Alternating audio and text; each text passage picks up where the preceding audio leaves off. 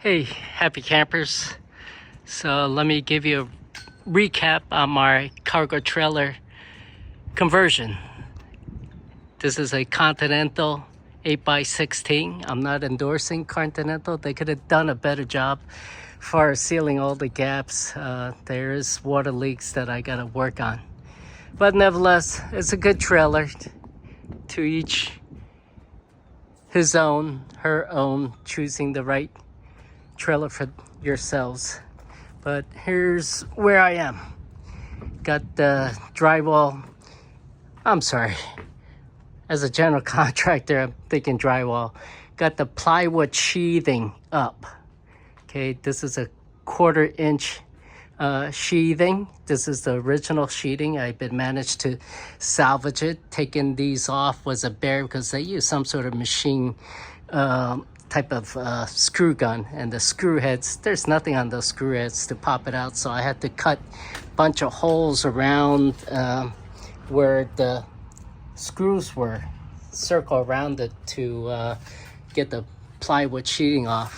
So giving you a recap, underneath this plywood sheathing is insulation. Foam insulation is on the ceiling. I don't know what thickness it is. I think it's got like a R15 value, if at best, but that's not good enough for me, and I don't think it's that high. So I do have that insulation. For radiant heat block, I got Sam's aluminum foil. So on the insulation, I put aluminum foil every square inch of that foam insulation. So here we are now, and things are going to go faster. So I got the plywood sheathing up between, I think, yesterday or day before, and finishing up on this wall today. Then I took Dynaflex 230 caulking, elastomeric caulking, plugged in all those holes, and God knows how many holes there were, but I think I went through 6 or 7 tubes of Dynaflex 230 caulking, getting each of those holes, and also caulking at each of the joints. It's still wet. So I got everything tight, watertight. Besides up there and ceiling to be determined how I tackle that as a one-person crew. So I got all that done. On the wheel well here, I got a double axle. There's a gap right between here, so I will probably caulk that because there is air infiltrating down there. Then I need to go underneath, take a wheel off. Probably, yeah, I'll have to get both wheels off one at a time and caulk wherever I see gaps. Then what I'll probably do is insulate the bottom. First, I'll probably use Flex Seal spray. I don't know if it'll work upside down, never tried it, but Flex Seal every centimeter of the surface, so protect it from corrosion. That's what I'll do. Then I'll look towards insulating it. Got some ideas from Nick Jones out of New York. Met him, not this past Saturday ago, and he told me what he did. So, got to do that. So, I'm going way overboard probably. I got another layer of insulation right there. Lowe's didn't have this width when I bought a bunch of more narrow width right there. Then all of a sudden, bam, I found these wider width. I don't know, it's 48 inch wide, I think. It's called Reflectex. So to help with radiant, decreasing radiant energy, shows you all the R different factors and so forth. I'm gonna do some tests as well after I insulate this, see what type of heat difference I get, because on my cargo door, I didn't want to take it apart yet, and I don't know if I will, to insulate between the outer shell and the inner shell. So I'm gonna take temperature readings of that wall and the door, see what I get, and hopefully it's a major difference. So that's where I'm at. Middle channel there, I got a V-nose. That's where I got the AC 12.2 I think I ran, 12.2, and I got speaker wire. That's what I'm using for 12 volt for LED lights, and I gotta find max fan. I'm hearing a lot about max fan. Installed maybe 1 or 2 max fans, replacing those just vent openings. So running wires through there, that's where all the electrical will be underneath a kitchen counter. I'll have my portable AC, which is right there.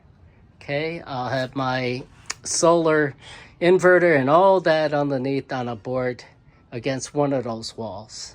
And I'll have a sink, a top mount. I believe I got a top mount. Maybe it's an undermount sink, deep sink, Kraus sink, mounted on the countertop there.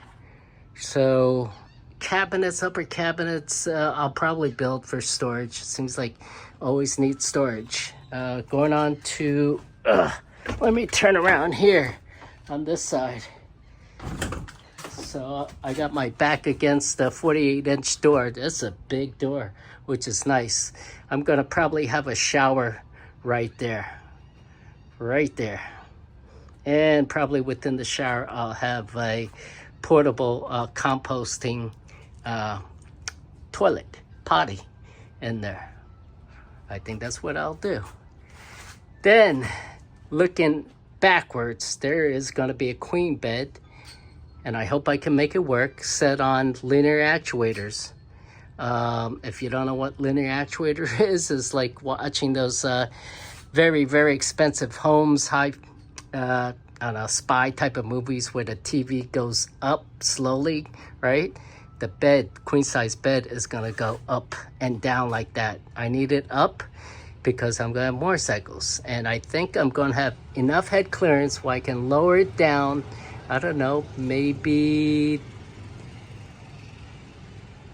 36 inches, possible 36 inches, leaving the bikes right there, my 2 big bikes, and I'll have my scooter somewhere over here, so I can raise the bed up or just leave it and bring it down. If I decide to raise it up, bring it down just above the bikes. And if I want to load all the way, of course, I'm gonna have to pull out the bikes. Got all these wires for lights, max air fan, do that. This is the original wiring for the lights that came with this, simple little lights right there mounted. I don't know if I'll keep those or not, but I figured I better leave it in place for now. So there it is. So I got, daggone it, I got tons of wire. But I got additional opportunities after I put the plywood sheathing.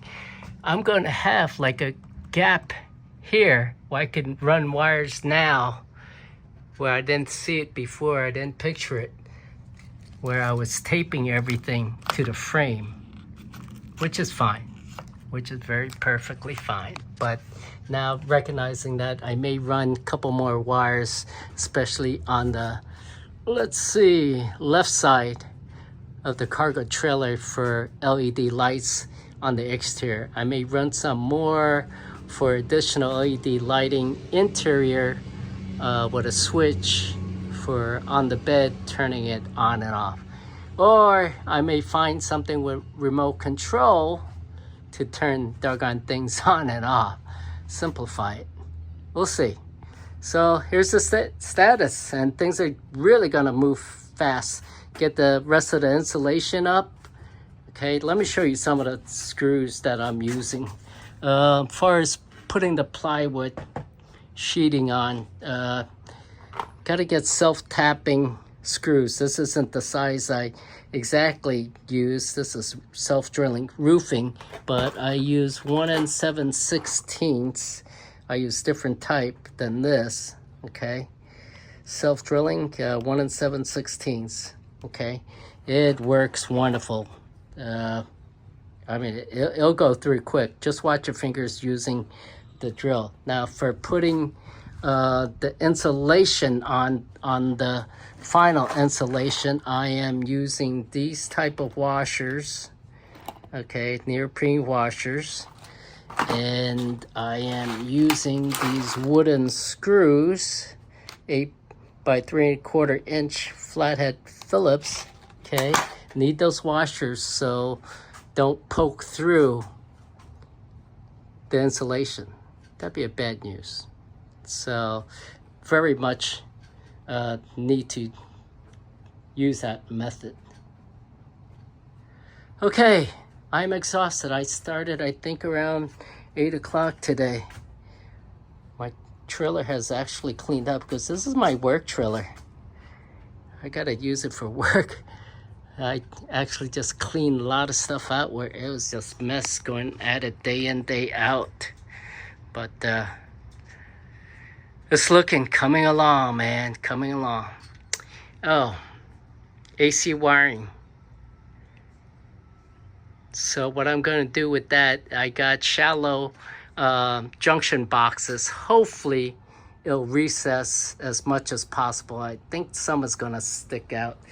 I don't know if I could find one here, but I ordered online. I actually found out about it. This is my shower pan holding all the crap. Oh, I shouldn't say crap.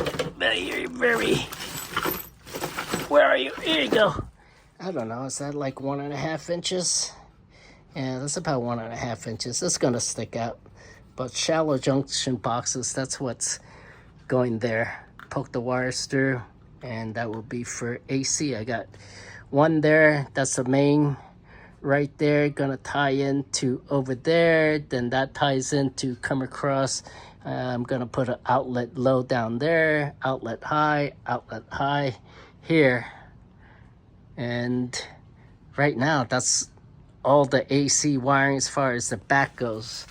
Up here, I will have additional AC wiring. That's going to be the main AC wiring running through powering rest of the trailer. But I will have a countertop GFCI because there's going to be a sink. So you got to have GFCI connected. So I will have probably 2 outlets to plug stuff in, one on that side, one on this side. Yeah. Okay, if you got any questions, if you're doing a cargo trailer conversion, let me know. And something else, my dream right now after doing this cargo trailer, I'm gonna get a Sprinter van and convert that. That's gonna be my home